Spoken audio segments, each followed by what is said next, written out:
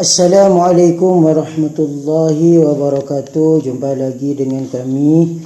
Kali ini akan kami menceritakan kisah nyata tentang karamah Syekhuna Khalil Bangkalan. Namun sebelumnya, klik dulu subscribe dan bell serta like dari channel kami Faruk Alidito. Oke, akan kami teruskan tentang karamah Syekhuna Khalil. Pertama, menyumbat kapal laut. Sebagai pimpinan pesantren, Kiai Khalil senantiasa mengimami sholat berjemaah di masjid. Ketika mengimami sholat, tiba-tiba keluar dari jemaah sholat menuju ke halaman masjid. Tangan Kiai Khalil bergerak ke kanan ke kiri seakan berbuat sesuatu yang sangat menyibukkan. Hal ini sangat tidak difahami para santri. Mereka hanya diam seribu bahasa menunggu apa yang akan terjadi selanjutnya. Setelah beberapa lama Kiai Khalil di halaman, lalu kembali mengimami sholat hingga selesai.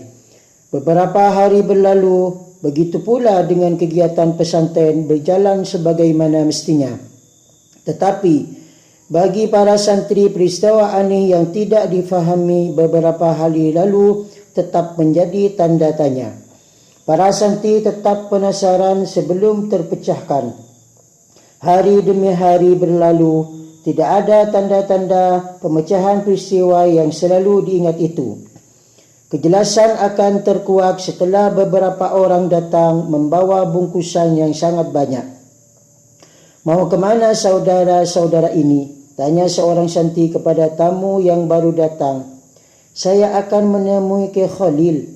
Seminggu yang lalu beliau telah menolong kami dari musibah bocornya kapal kami," jawab rombongan yang baru datang itu.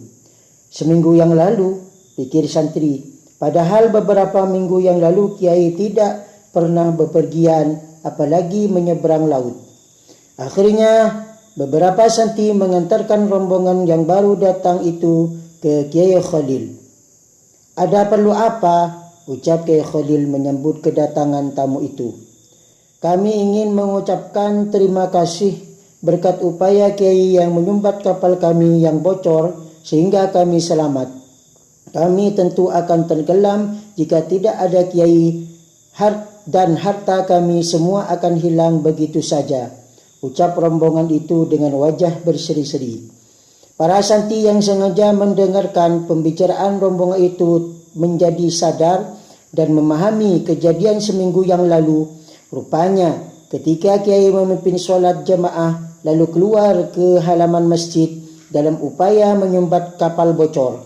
Pantas tangan Kiai sibuk bergerak kian kemari.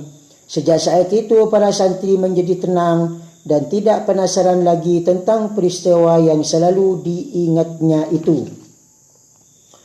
Nilai keikhlasan. Di pinggiran kota Bangkalan hidup sepasang suami istri yang cukup bahagia. Suatu pagi sang suami berkata kepada istrinya, "Bu, saya ingin sekali sowan ke Kiai Khalil," sambil menatap istrinya dengan sayangnya. "Itu bagus sekali, Pak. Tetapi apa yang akan kita bawa sebagai oleh-oleh kepada Kiai Khalil? Kita tidak mempunyai apa-apa kecuali sebuah bentul," jawab istrinya. Bentul adalah makanan sangat sederhana sejenis talas yang masih tergolong ubi-ubian. "Tidak apa-apa, bentul itu saja yang kita bawa. Asalkan kita ikhlas, insya Allah akan diterima," tegas sang suami meyakinkan istrinya.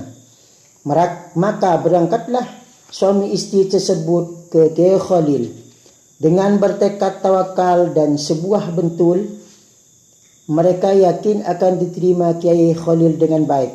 Sesampainya di kediaman Kiai Khalil, ternyata kedatangannya sudah ditunggu-tunggu.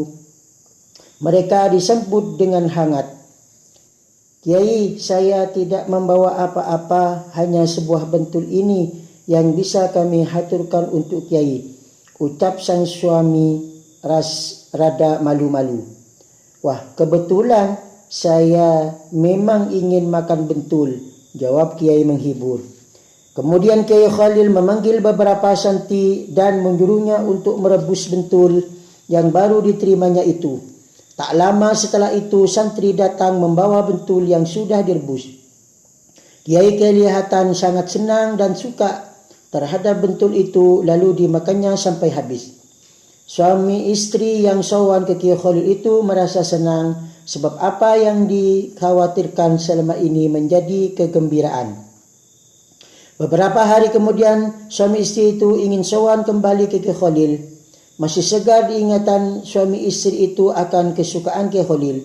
Kali ini tidak seperti terdahulu, mereka membawa oleh-oleh bentul sebanyak-banyaknya dengan harapan Kiai sangat senang menerimanya. Maka berangkatlah suami istri tersebut ke ulama karismatik itu. Ternyata tidak seperti dahulu dugaan mereka meleset.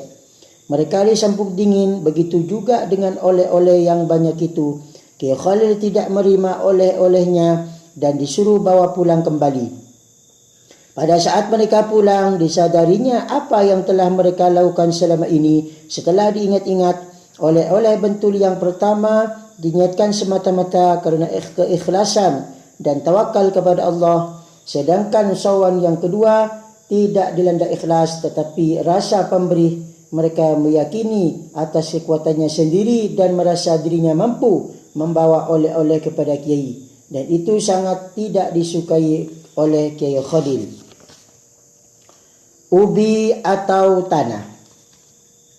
Seorang warga Bangkalan memiliki lahan tanah yang cukup luas di belakang rumahnya. Tanah itu ditanami ubi sebagai tambahan penghasilan keluarga. Karena perawatannya sangat baik dan intensif, tanaman ubi tumbuh dengan subur dan lebat. Melihat tanamannya tumbuh sedemikian rupa, rasanya sudah tidak sabar lagi untuk segera memanen. Sebelum memanen, untuk memastikan apakah sudah cukup besar atau belum, maka dalam waktu dekat ingin mencoba untuk digali. Pada suatu hari yang direncanakan sang petani dengan keyakinan yang kuat bahwa ubinya sudah besar, segera mengambil sebuah pacul.